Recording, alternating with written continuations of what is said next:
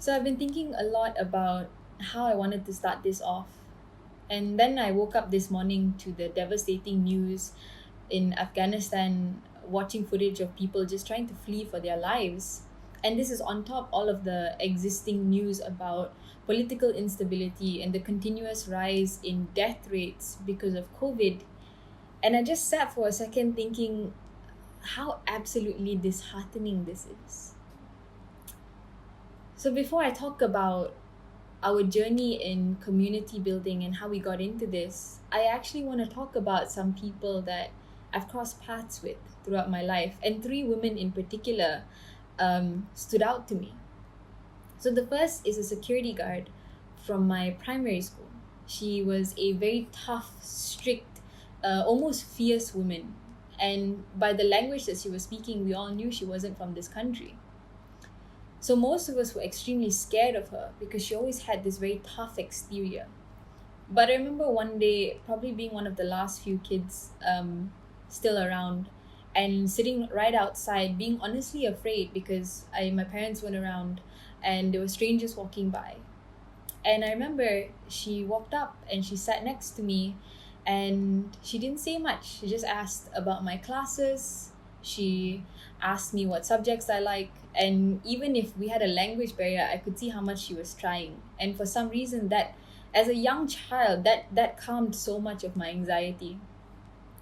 The second woman is actually someone I met when I was much younger, around the age of 9. She worked at a hawker stall. So I'd see her every single weekend. And every morning without fail, she'd be one of the first people there, chopping up ingredients, moving buckets of water around, and preparing chairs for people to come and sit. And she would talk to me occasionally and tell me a little about her children, who were apparently around my age at the time, but always with this really somber look in her eyes. And one day she mentioned how one of them passed away because they couldn't afford medicine, they couldn't afford treatments. And that was one of the biggest reasons why she came to Malaysia to work, because she didn't want anyone else in her family to go through the same thing. The third woman is someone I met when I was sitting for A-levels, actually. She's one of the cleaners, and I was probably one of the earliest people to arrive, so it was always very quiet. And I remember once just asking her if she'd had breakfast, and that turned into about an hour-long conversation.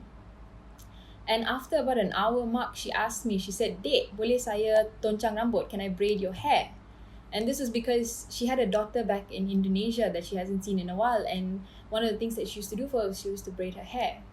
And she was very sad about the fact that it has been years since she saw her daughter, and she knew that it would be years more. So it was stories like this that have come to shape the way I look at the work that we do and the impact that we want to make. Like, how are you serving communities while upholding their dignity?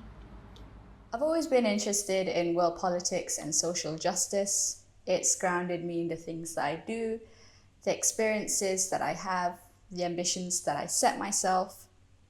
So as individuals, it was very important that however diverse our backgrounds are, Davina and I never budged on human rights and justice. The both of them aren't exactly mutually exclusive, but it's not difficult for us to call out red flags in whatever we do. In our own capacities, we took up informal learning, journeys that allowed us to gain some foothold in understanding the context of inequality, particularly in Southeast Asia. At that time, I took up an online class on international law, and Davina reached out to organizations that have been working on the cause. Our combined efforts of research and reaching out and communicating essentially prepared us before jumping right into running our own NGO. With that, we had to connect and identify with a community that we felt best equipped to aid based on our own capacities and limitations. Development programs for refugee women was the demand. It wasn't necessarily some form of aid. What this process looks like in a nutshell: we come into a community saying that we want to help. They determine how we can help. One of the most challenging parts about working with community-based issues is that it's never clear-cut, never definite, and always changing. So in planning programs, there would be occurrences where you need to pivot and adopt something completely different. As a volunteer turned caseworker turned co-founder and founder of two NGOs, one thing remains consistent: burnout and getting overwhelmed. With no matter how much experience and knowledge you have, this is something that's always going to come up. So COVID was one of the biggest obstacles in our way, and that was the one thing that actually forced us to pivot multiple times. So one of the things that we had to consider was digitalizing our materials. And then on top of that, how do you incorporate a community like refugee communities who probably haven't had access to the kind of digital tools that we do? How do you bridge the gap between them utilizing it and being comfortable with these tools now? So there were a lot of big things that came along our way, and we had to figure out how to constantly pivot, how to connect with other organizations, and to address all of these new issues that were popping up as we were trying to help the community.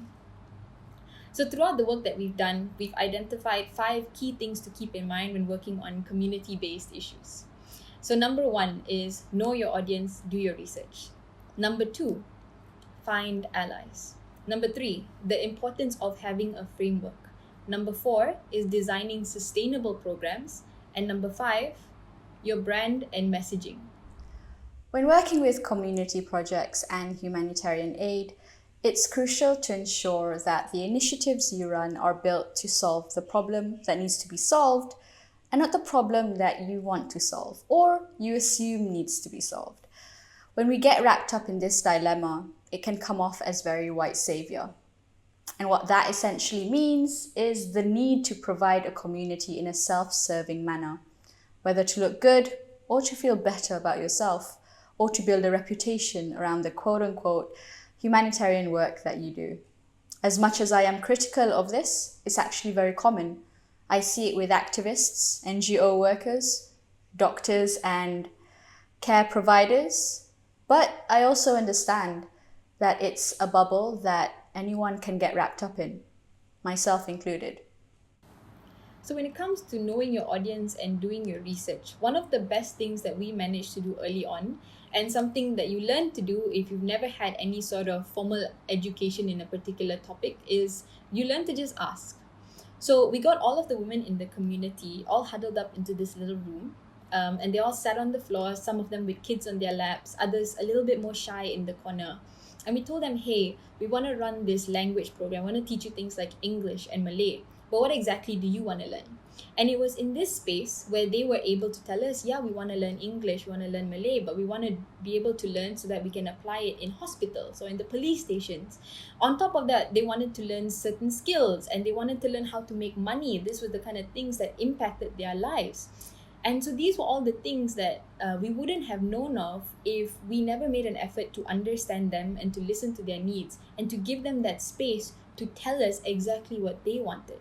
And that's the crucial element about trying to understand the people that you want to serve. That is also an element of doing your research. Sometimes it is a matter of sitting down with people and asking them, hey, what exactly do you need? And how can we come in to help in that way?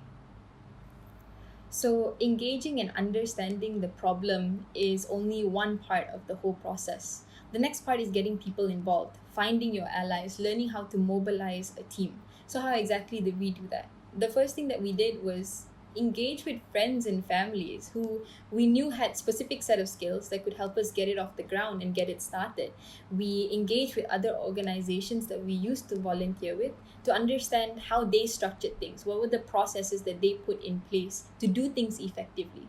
It was a lot of creating opportunities for our networks and our circles, for anyone and everyone to get involved in the movement.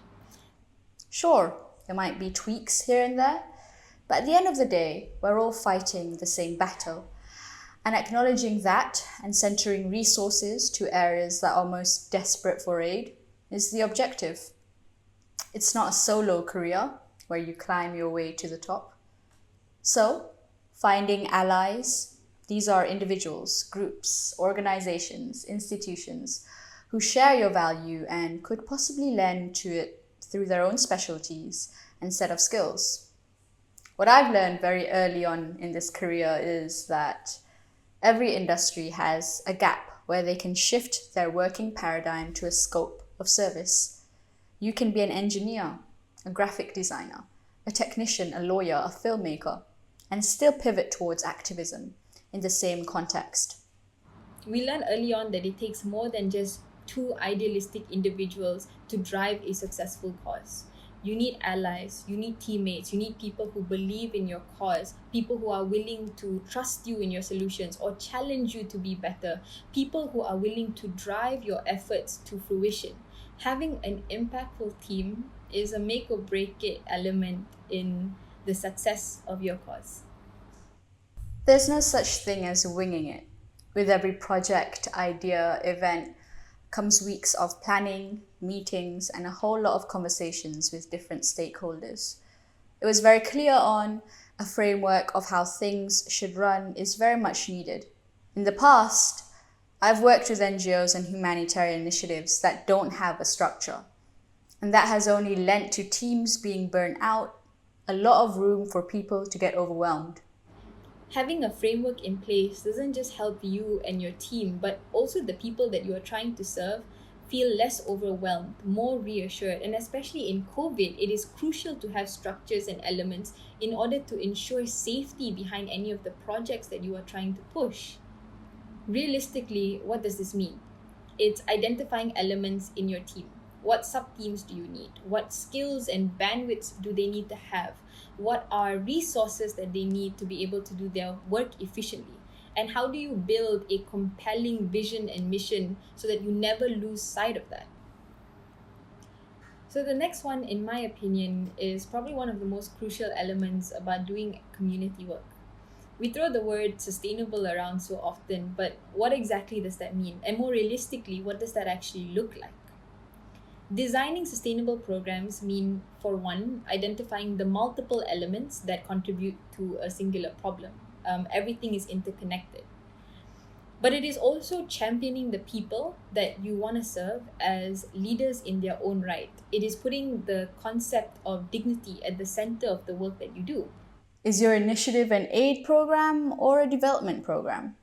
Aid is usually designed around the lack of access that a community may have, like food, medical services, unable to make rent because they don't have a job.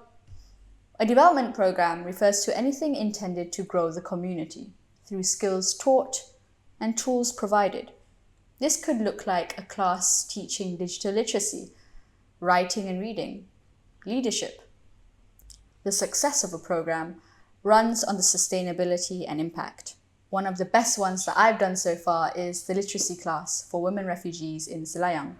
So when it came to working with refugees, we treated the women that we wanted to serve as soundboards to the ideas that we wanted to implement, as credible leaders in their community, as stakeholders in the entire operation. Because with every act of cooperation, with every home that they opened up to us, with every vulnerable piece of themselves that they shared with us, they were investing in us just as much as we were investing in them. And once you build sustainable relationships based on mutual dignity, on respect, and you enable a community of people not to become charity cases, but to join the process of uplifting themselves, that's where you start to create impactful change. It's always going to be a little controversial and political working in the humanitarian sector. Dealing with narratives that could come off as uncomfortable or triggering, and navigating through different opinions is important in establishing an effective brand identity with concrete messaging. So now we're going to talk a little bit about messaging, right? So working with refugees is often extremely controversial, but it's important to define and cater our messaging not just to those who believe in our cause, but also to the people who might not necessarily agree with us. I've learned that in my time in this space is that sometimes criticism, it stems from a place of genuine worry and insecurity. Worry about the fate of their future, insecurity about their access to safety and stability. So, relying on a brand identity and messaging that is rooted in fact and statistics and not emotional opinions, even though every humanitarian cause is emotional, ensures that the identity of the cause you carry is solid and bulletproof. So alienating people who disagree with you, it doesn't solve the problem. The goal is to engage with those who believe otherwise, understand their concerns, and if possible, apply the necessary changes to the solutions and the overall framework. Because sometimes having these discussions, having these difficult conversations, it allows you to engage with your problem and to see the gaps and to identify where you need to come in and fix it so that you can rebuild your solutions with a stronger foundation. So, in the end, community issues, really complex social issues, they're all built on years of oppression, a lack of proper policy making, and a lack of accountability. So, the road to recovery from that, it stems from the generations before us and the individuals that believe that every small step matters. How to start and where to come in is usually at the beginning. Take the first step to approach existing organizations that work for the cause that you're passionate about. If it's climate change, you've got Climate Action Malaysia, Glimpse of Malaysia, the Malaysian Youth Delegation, or if you're like me and Davina and refugees and other marginalized communities are your thing, you've got Refuge for the Refugees, Women for Refugees, Doctors on Ground, and a whole lot more. Get on ground and be in that reality. You may end up not wanting to start your own organization like Davina and I did, and instead work with the existing ones. But making that decision is only fair once you've gotten your hands dirty. It is not the matter of showing up with the perfect plan, but a matter of just showing up, of redefining with every step back, of working together like a cog in a machine. We too must learn to evolve when tackling evolutionary problems. A quote that I identify with so much says that we stand on shoulders of giants before us, those who paved the way to rebuilding our collective humanity one day at a time. I believe that all of us are just another piece, another crucial piece in this process to creating humanity that is sustainable, that is dignified, that is empathetic to each other. So, this means that every day that you show up, whether unprepared, no matter how much you stumble, how overwhelmed you might be, you too are playing a crucial role in redefining our future. It's incredibly liberating to be part of a generational build of existing movements, but understand that there is still a lot of work that needs to be done, and that can only be mobilized with more hands on deck. So please take that first step.